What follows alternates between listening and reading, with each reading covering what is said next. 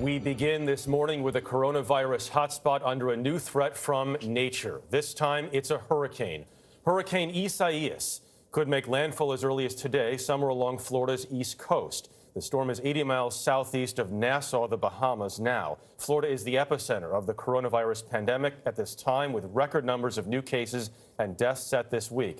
The storm is now complicating efforts to contain the virus. Manuel Bojorquez is in Riviera Beach, Florida. Manny, good morning.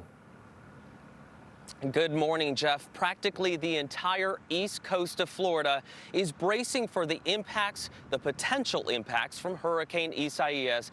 Anything from strong winds to flooding rains to storm surge. It is especially a concern here along the coast of Palm Beach County and up north along the I-95 corridor, where the hurricane could make landfall overnight. This entire area is under a hurricane warning.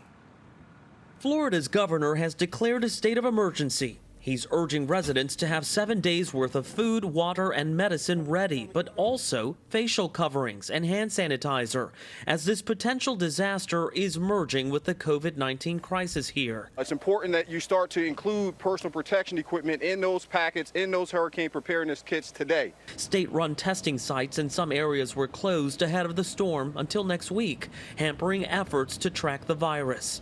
Some Miami-Dade County hurricane shelters are on standby, with the potential to provide separate quarters for those who are currently infected. Governor Ron DeSantis said the state has a supply of personal protective gear at the ready, as well as generators for nursing homes at risk of losing power. Right now on hand, they have 20 million masks, 22 million gloves, 10 million gowns, 1.6 million face shields, 270,000 coveralls, and 20,000 thermometers.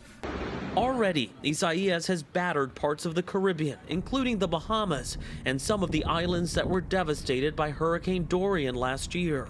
It hammered Puerto Rico and parts of the Dominican Republic, too.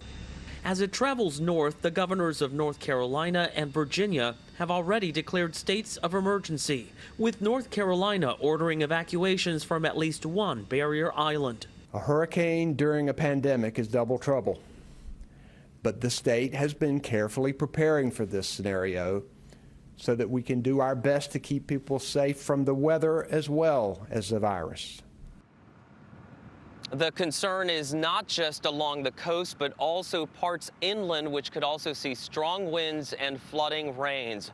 The important message here in Florida from officials this morning and also along the eastern seaboard is that as we run out of time to prepare for the storm, people should very soon be in the place where they intend to ride it out. Dana? All right, Manny, thank you.